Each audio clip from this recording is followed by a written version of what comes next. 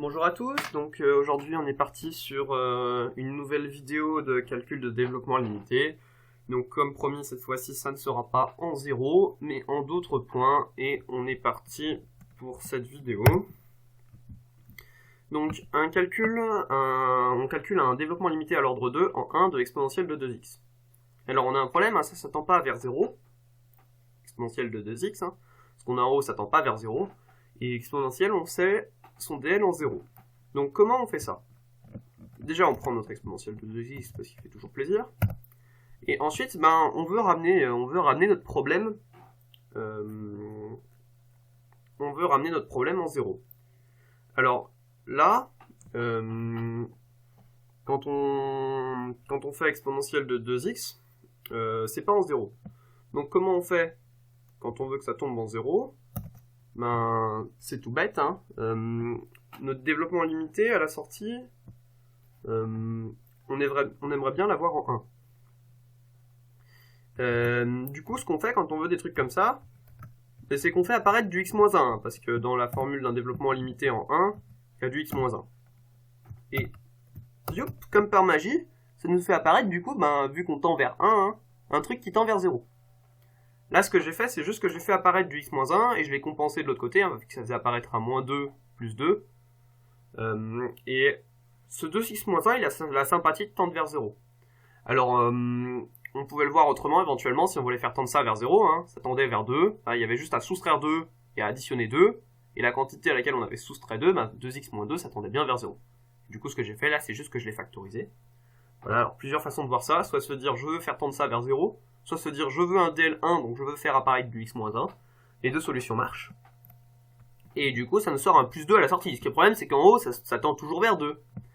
Sauf que, vu qu'on a une formule sur l'exponentielle de la somme, ce qu'on peut faire, c'est tout de suite développer ça en 2 exponentielles. Développer ça en 2 exponentielles, du coup. Et là, on se retrouve bien. Excusez-moi, je me suis planté. On se retrouve bien, du coup, avec une constante, donc ça, on s'en moque, et exponentielle d'un truc qui tend vers 0. Voilà, c'était l'objectif quand on a un développement limité qui n'est pas en 0, c'est de le ramener en 0.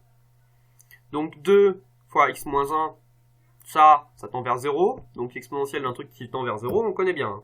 Donc toujours notre constante au début, et fois du coup le développement limité, donc je le veux à l'ordre 2 de ce machin-là. Donc exponentielle, c'est exponentielle d'un grand x en fait qui tend vers 0, donc ça fait 1 plus ce grand x, c'est-à-dire 2 fois x-1. Et je le veux à l'ordre 2, donc je vais jusqu'au carré. Donc c'est grand x carré sur 2, donc c'est cette quantité, 2x-1, hop là, que je mets au carré, le tout divisé par 2. Plus l'habituel petit taux quand x du coup tend vers 1, de x moins 1, le tout au carré. C'est plus joli si je mets le tout dans une parenthèse, et voilà. Donc voilà, on a fait notre développement limité du coup de cette quantité-là, parce que c'était exponentielle d'un truc qui tend vers 0, donc on a bien le droit de faire un développement limité. Et ce qui est magique, c'est que ça nous fait direct, du coup, vu qu'on a fait apparaître ce x-1, ce qu'on cherchait à faire, ça nous sort direct du x-1 à la sortie. On l'a directement sous la forme dans laquelle on le veut. Bon, bien sûr, là, il faut quand même sortir à chaque fois nos coefficients. Donc, ça nous fait du exponentiel au carré, exponentiel au carré fois 1, plus du coup 2 exponentiel au carré fois le x-1. Exponentiel de 2, pas exponentiel au carré, au carré, éventuellement. Donc fois x-1. Voilà, ici. L'ordre 1, c'est 2 fois e de 2. Exponentielle de 2, ou e au carré, il faut que j'y arrive. Et du coup, là, ça nous faisait un 2 au carré 4 sur 2, 2. Et ça nous donne encore un coefficient en 2e carré. Le tout fois x-1 sur 2 au carré. Et du coup, plus toujours le petit taux quand x tend vers 1 de x-1 au carré. Et là, on a réussi à faire notre développement limité de exponentielle de 2x en 1. Donc je récapitule rapidement les étapes du calcul. On a une exponentielle de 2x. On veut faire apparaître du x-1, façon de voir numéro 1, ou on veut juste un truc qui tend vers 0 en haut, façon de voir numéro 2. Donc ce que je fais, c'est que je soustrais 2, j'additionne 2. Ça me donne du 2 fois x-1 plus 2. Là, j'ai l'exponentielle de la somme. Ça me donne le produit de l'exponentielle. Et ensuite, j'ai juste, là j'ai presque fini, hein, là ça tend vers 0, donc j'ai juste à faire mon développement limité de l'exponentielle en 0, et tout se passe très bien. Voilà. La partie dure, en fait, c'est juste faire ça. C'est se dire, je veux faire ce moins 2 plus 2. Donc vous allez voir, hein, c'est quelque chose qu'on retrouve, et on va le voir tout de suite avec le développement limité à l'ordre 2, en pi sur 3, de cosinus x. Donc cosinus de x, je vais le mettre en formule, c'est plus joli. Donc cosinus de x, toujours la même chose. Là le problème c'est que ça tend vers pi sur 3, donc pas vers 0. Moi je veux que ça tende vers 0 parce que mon cosinus, je connais son développement limité en 0.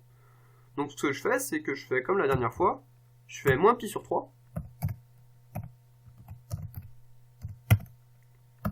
Donc moins pi sur 3 plus pi sur 3.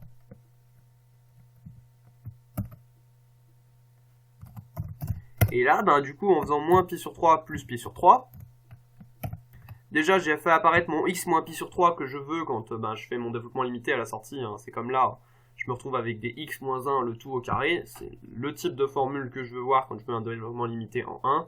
Là, je veux, par définition, en fait, quand je veux un développement limité en 3, je voudrais des x moins pi sur en pi sur 3, excusez-moi, je voudrais des x moins pi sur 3 exposant 1 au carré, etc. Donc je les fais apparaître. Et j'ai aussi ça qui tend vers 0. Voilà, c'est les deux trucs qu'on veut faire, et c'est cool, à chaque fois ça se fait en même temps.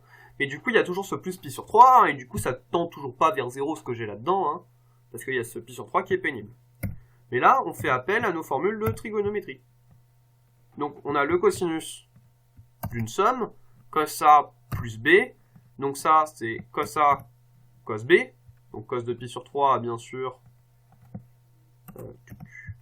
Donc cos A, cos B, c'est-à-dire cos de x moins pi sur 3 fois cos de pi sur 3. Cos de pi sur 3, bien sûr, c'est 1,5.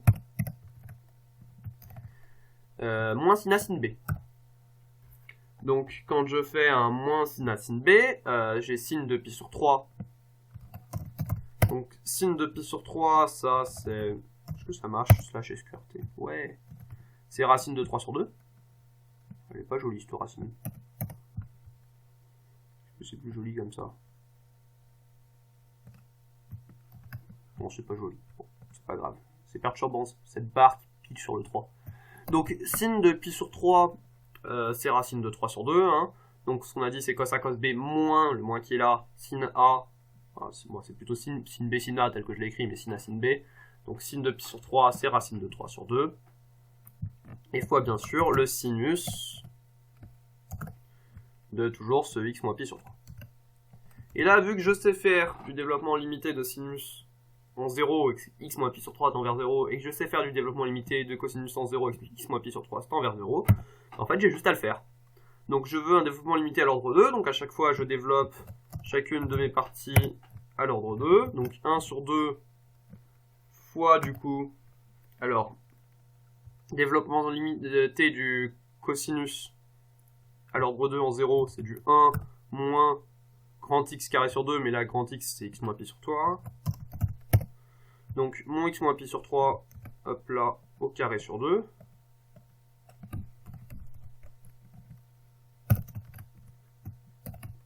Ça, c'est pour le cosinus, bien sûr, hein, plus un petit taux de x moins pi sur 3 au carré. Quand x tend vers pi sur 3. Ça, c'est pour le cosinus. Et ensuite, moins, donc racine de 3 sur 2 fois le développement du sinus. Hop là.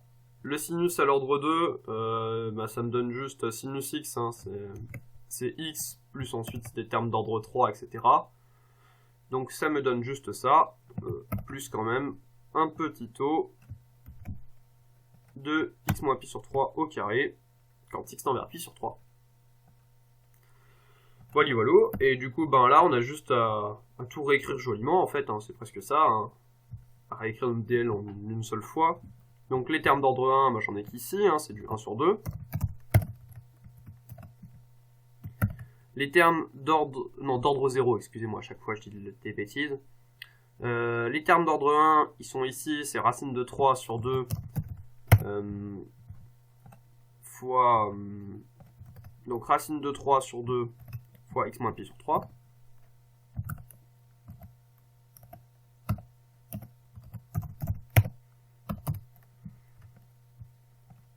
Là, un moins serait plus avisé.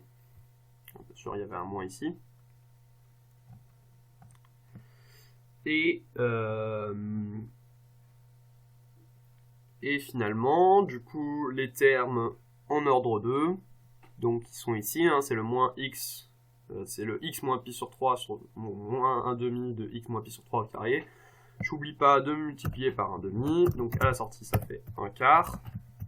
1 demi fois 1 demi, ça va, je sais encore à peu près faire. Du coup, ça nous fait du 1 quart fois ce truc-là. Donc fois voilà, l'ordre 2. Et à la sortie, il nous manque le petit taux qui traîne ici.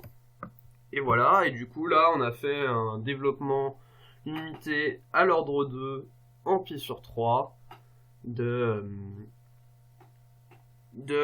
cos x. Donc voilà, c'est fini pour cette question-ci.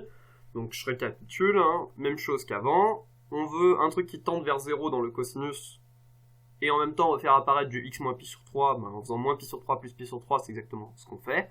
On fait apparaître un truc qui tend vers 0 de la forme x moins pi sur 3, plus un autre truc. Là on a le cosinus d'une somme, donc on applique notre formule. L'idée c'est de se retrouver avec du cos de x moins pi sur 3 et du sin de x moins pi sur 3. On connaît les développements limités parce que ça tend bien vers 0. Voilà. On applique notre formule et ensuite il suffit juste de dérouler les calculs. Donc voilà, dernière question. On nous demande le développement limité à l'ordre 2 en 2 de 1 sur 3x. Donc on commence par recopier sur 1 sur 3x. Alors là, on veut pouvoir faire deux choses. Déjà, 1 sur 3x, on ne sait pas trop faire là comme ça.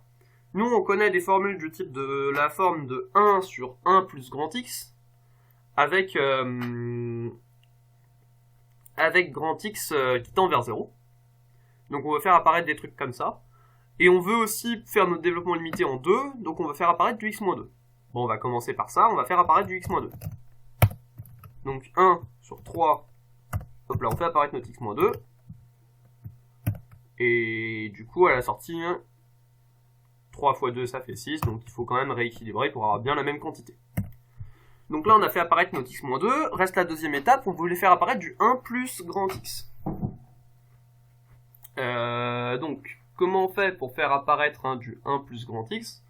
Là, on a du 6 plus grand x. Donc ce qu'on fait, c'est qu'on factorise par 6.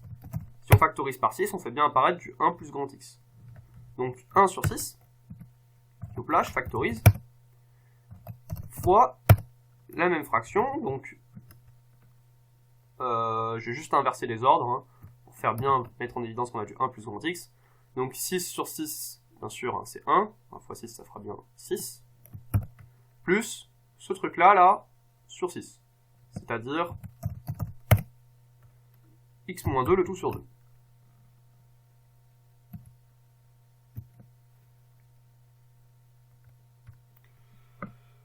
Donc, voilà, on avait du 3 fois x moins 2, donc du 3 fois x moins 2 à la sortie, quand on le divise par 6, ça fait bien du x moins 2 sur 2. Si je remultiplie par 6 ici, je vais bien trouver du 3 fois x moins 2 plus 6. Et là, ce qui est sympa, c'est que j'ai un truc en 1 plus grand x. 1 sur 1 plus grand x. Et ça, je sais faire son développement limité, un truc en 1 sur 1 plus grand x. Son développement limité, hop là, c'est 1. Alors, je dois le faire à l'ordre 2, on rappelle.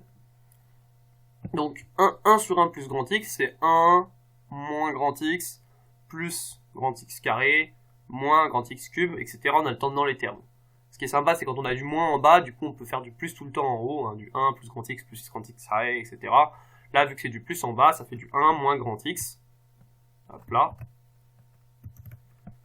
Plus grand x carré sur 2. Non, pas sur 2, plus grand x carré tout court. Excusez-moi. Bon, et je le veux à l'ordre 2, donc je peux m'arrêter là. L'habituel petit o, là, quand x tend vers 2.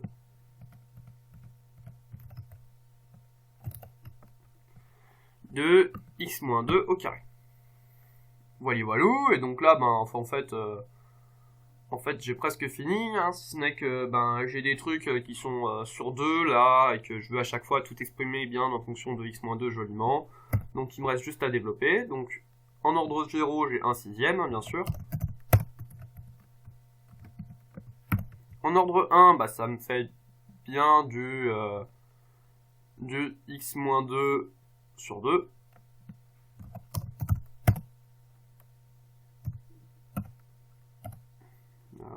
Là, je vais y arriver.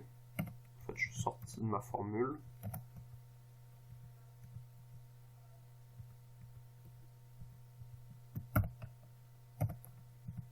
C'est contrarié en tout ça. Ça fait combien de temps que je suis sorti de ma formule? Hop là. Donc, on disait du 1 sur 6. Ça, c'est pour le degré 0. Ensuite, le degré 1. Du coup, déjà, c'est un moins. Et du coup, ça fait x-2 sur 2 sur 6, donc x-2 sur 12. Donc 1 sur 12 fois x-2. Hein, bien sûr, du coup, 1/6 divisé par 2, 1/2. On met bien le moins. Fois le x-2, lui, on le garde tel quel, on ne le développe surtout pas, hein, vu qu'on veut bien un développement limité en 2. Et on continue. Donc, ensuite, l'ordre 2. Il est ici. Hop là. Donc si on sort le sur 2 au carré, hein, ça fait sur 4. Fois 1 sur 6 sur 24. Donc ça nous fait du 1 sur 24. Fois du coup notre x-2 au carré. Pareil, encore une fois, on ne le développe surtout pas, hein, vu qu'on veut bien notre développement limité en, en 2. Donc on veut bien du x-2. Et plus encore une fois, hop là, ce petit o. Et voilà ce qui termine ce développement limité. Donc on récapitule les étapes. On a du 1 sur 3x. Donc on fait apparaître du x-2. Donc ce qu'on fait, c'est qu'on soustrait 2. Bon, en fait on soustrait 6, hein, vu que quand c'est factorisé, c'est 3 fois 2, 6. Donc on fait 3 fois x-2 plus 2. On développe le plus 2, ça fait 3 fois, entre parenthèses, x-2 plus 6. Et là, on a bien notre x-2, notre truc qui tend vers 0, on l'a fait apparaître notre x-2. Mais sauf que normalement, la formule qu'on veut d'habitude, c'est pas du 6 plus un truc qui tend vers 0, c'est du 1 plus un truc qui tend vers 0. Donc, on factorise par 6. Quand on factorise par 6, 6, ça devient 1. Ça, on le divise par 6, ça fait x-2 sur 2. Et là, ensuite, on a du 1 sur 1 plus grand x. On peut faire notre développement limité, qui est le suivant. À chaque fois, on prend bien garde, on garde bien les x-2 tels qu'ils sont écrits comme ça, parce qu'en fait, à la fin, on fait une expression avec des x-2 dedans. Il faut surtout pas, par exemple, développer le x-2 au carré. Hein. Du coup, ça nous fait du 1/6, du moins 1/12, du plus 1 sur 24. Et voilà, ça termine, on a tous nos coefficients devant les différents termes. Et du coup, on vient de terminer ce développement limité. Voilà, donc on récapitule la méthode générale. À chaque fois, c'est la même chose. On veut un développement limité en x0. Et ben, on prend notre formule de départ, on fait apparaître un x moins x0. Et ensuite, on se débrouille pour développer. Souvent, ça va être des trucs du type, par exemple, on a de l'exponentiel, on a du cosinus. On a des formules pour exponentielle d'une somme, pour cosinus d'une somme. On les applique. Et voilà, voilà. Et donc voilà, ça termine cette vidéo, et puis à une prochaine. A priori, dans les prochaines vidéos, j'essaierai de faire une suite implicite.